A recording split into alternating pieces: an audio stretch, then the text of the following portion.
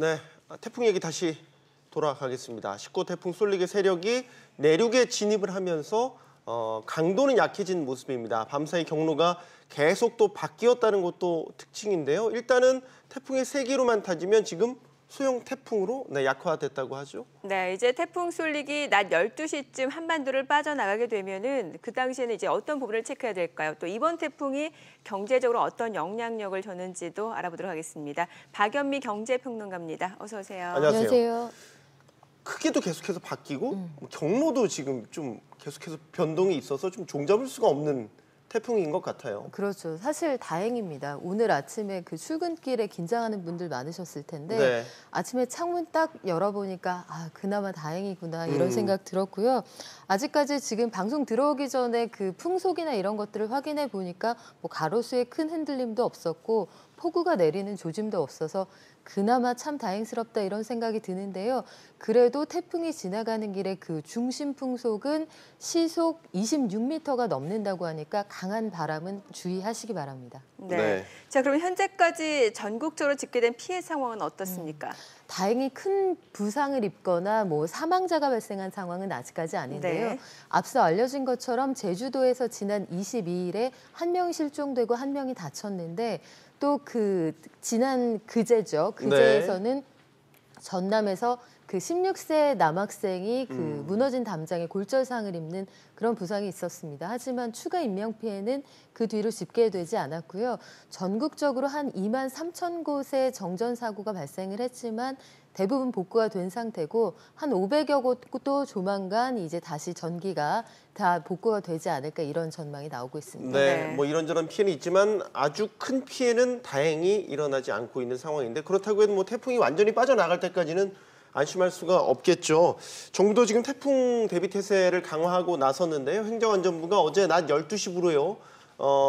중앙재난안전대책본부 비상 1단계를 지금 2단계로 격상을 했고 지금도 유지 중이죠? 네, 아직까지 유지 중인데요. 네. 비상 2단계는 중앙재난안전대책본부 운영 규정에 따라서 자연재해에 대응하는 가장 높은 단계의 조치입니다.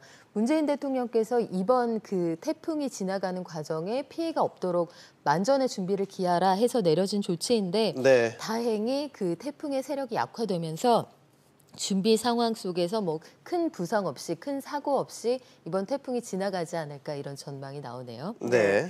일단은 뭐 지금 전국 각 지역 학교 피해를 최소화하기 위해서 휴교 또 휴업 명령이 잇따르고 있는데 이게 지역마다는 조금 차이가 있는 것 같아요. 네, 태풍의 경로에 따라서 이제 각 지방 교육청이 결정을 하게 되어 있는 상황인데 지금 서울시 교육청과 인천시 교육청은 유치원과 초중학교에 휴업을 명령을 한 상태입니다. 고등학교에는 휴업을 권고했고요. 경기도 교육청은 학사 일정을 학교장 재량에 맡겼습니다. 강원도의 경우에는 모든 유치원과 학교에 대해 휴업령을 내렸는데요. 특히 각급 학교에 공문을 보내서 학부모과 학생들의 부상이 없도록 단단히 준비해달라 이렇게 통지를 한 상태입니다. 이에 따라서 오늘 전국적으로 휴업이나 휴교를 택한 곳이 한 8천여 곳 정도 되는데요. 다행히 수도권에서는 큰 피해가 없을 것으로 보여서 다행스럽다 이런 반응이 우세합니다. 근데 사실 어제까지만 해도 출근길 정말 많이 걱정됐거든요. 그럼요. 뭐 이와 관련된 직장인의 이 국민청원도 또 올라왔다 그러더라고요. 그렇죠. 역대 가장 큰 피해가 예상된다 우리가 그런 얘기가 나왔었잖아요. 그래서 출근길에 그 혹시 부상이나 아니면 큰 교통사고 이런 것들도 있을 수 있으니 임시 휴일로 지정을 해주세요. 이런 청원이 한 12건 정도 올라왔습니다. 뭐 공감을 굉장히 많이 받지는 못했는데 어찌 되었든 걱정스럽다 이런 반응이었는데요. 뭐 이게 실질적으로 실현이 되기를 바래서라기보다는 미리미리 대비하자 이런 의미를 담고 있는 것이었겠죠. 해서 뭐 많은 대기업은 아닙니다만 이마트 등 일부 기업의 경우에는 실질적으로 출근하는 시간을 좀 조정하자. 그리고 일부 스타트업에서도 재택근무를 적극적으로 권하는 그런 분위기입니다.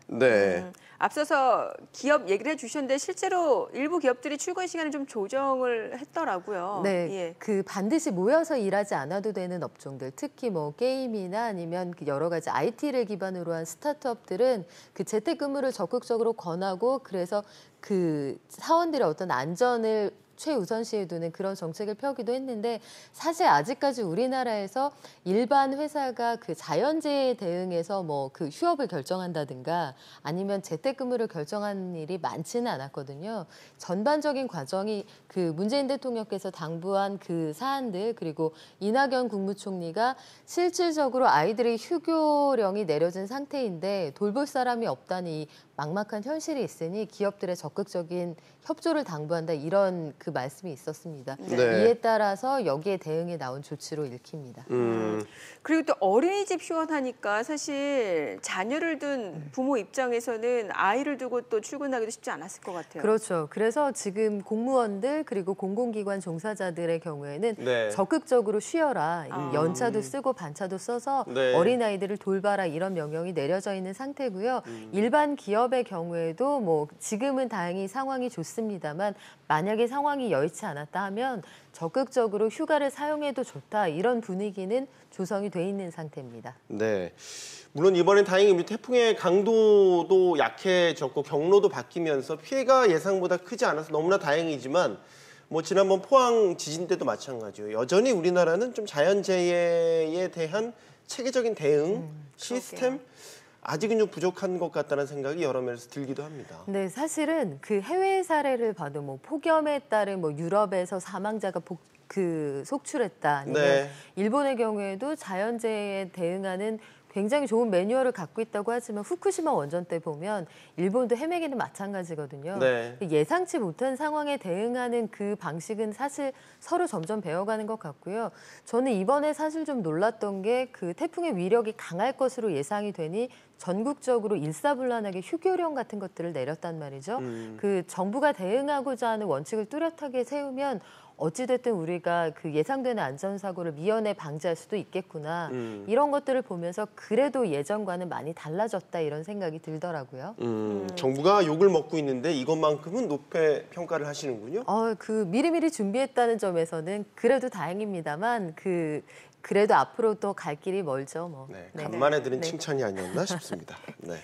사실 지금 뭐 태풍이 오고 있는 상황이고 지금 우리나라뿐만이 아니라 미국 하와이 쪽에서도 지금 허리케인이 지금 상륙하고 있는 상황인데 사실 그 이전에 폭염이 있을 때 폭염 때문에 경제 지도가 좀 바뀌었다라는 얘기가 나왔었는데 역시 뭐 태풍이나 허리케인 때문에도 뭔가 경제 지도도 조금 바뀌지 않았을까 싶어요. 달라질 수 있죠. 일단 예. 강력한 태풍이 자주 찾아온다 이렇게 되면 뭐 침수 피해 이런 것들을 예방해야 되니까 네. 자차 보험이라고 하는 그런 보험의 특약 같은 것들 들어두신 분들 많을 거고요. 미리미리 그 트렁크를 닫아주지 않았다거나 아니면 창문을 열어둔 상태로 침수가 예상되는 지역에 차 세우면 이 경우에는 내 차를 못 쓰게 됐는데 보험료도 할증이 되거든요. 이런 것들에 대한 고민하시는 분들도 계실 거고 제가 어저께 온라인 쇼핑몰 사이트들을 돌아보니까 차수막이 거의 품절이 돼 있더라고요. 차수막. 네, 차수막이 그 소위 말하는 쉽게 말씀드리면 가지고 다니는 방파제 역할을 하는 것인데 이게 그 주차장이 그 물 차단막이 제대로 형성이 돼 있지 않은 그런 곳에서는 개인이 준비하는 경우가 많거든요. 이게 한 20만 원 돈 하는 꽤 비싼 것인데도 사람들이 이렇게 미리미리 준비를 하고 있구나 이런 것들도 감지할 수가 있었습니다. 저 어렸을 때는 태풍이 하도 자주 와서 태풍 올 때쯤 되면은 모래주머니 있잖아요. 각 집마다 모래주머니를 다 만들어서 대비를 했던 기억이 나요. 네, 그러니까 시대마다 준비하는 상이 점점 달라지는 것 같아요. 그 주민센터에 가시면 네. 그 침수 예상되는 지역에서는 나눠주고 있습니다. 지금도 네. 나눠주고 있군요. 자, 저희가 뭐 태풍과 관련된 경제 얘기를 할 때 항상 또 얘기해 보는 게 물가 걱정이거든요. 태풍이 농작물이라든지 과일 같은 데 피해를 많이 주기 때문에 또 추석을 앞두고 있지 않습니까? 걱정이었죠. 사실 네. 그게 굉장히 큰 부분이었는데요. 그래서 7월 태풍은 효자라고 하고 8월 태풍은 불청객이라고 합니다. 네. 네. 7월 태풍은 해갈에도 도움이 되고 더위를 좀 가셔주는데 8월 태풍이 장기화되면 그 추석 물가에 직접적인 영향을 주거든요. 더구나 올해 여름이 얼마나 더웠습니까? 생활물가 체감 지수도 굉장히 올라가 있는 상황인데 네. 아마 정부도 가슴을 쓸어내렸을 겁니다. 예. 자, 이제 오늘 오후쯤이면 이제 태풍이 한반도를 빠져나갈 것으로 지금 예측이 되고 있는데 네. 태풍이 지나가고 나면은 어떤 부분들을 좀 점검을 해봐야 될까요? 일단 태풍 지나가고 나면 그래도 항상 그 자연재해는 언제 어떻게 올지 모르는 것이니까요. 네. 뭐 창문에 테이프 붙이고 신문지 붙이고 이거 별로 소용없다고 합니다. 창틀과 창문이 꽉 고정돼 있는 것, 그게 가장 중요하다고 하니까요. 그 강한 바람 불 때는 그 창틀이 제대로 그 벌어진 틈이 없는지 그거 확인하시는 게 좋겠고요. 비가 많이 올 것으로 예상되는 지역에서는 뭐 차 옮겨두시고 트렁크나 창문 닫아두시는 것 이런 것들 항상 그 대비를 하시면 좋겠고 앞서 말씀드렸습니다만 주민센터에서 모래주머니 나눠주고요. 태풍 이후에 그 물이 침수될 것으로 예상되는 곳에서는 물막이 공사를 무료로 해주거든요. 네. 주민센터에 가셔서 이 부분도 미리미리 대비를 하시면 좋을 것 같습니다. 알겠습니다. 이제 자연재해가 뭐 온난화 등의 영향으로 일상화될 수도 있다 이런 우려를 제기하는 전문가들도 많이 있어서요.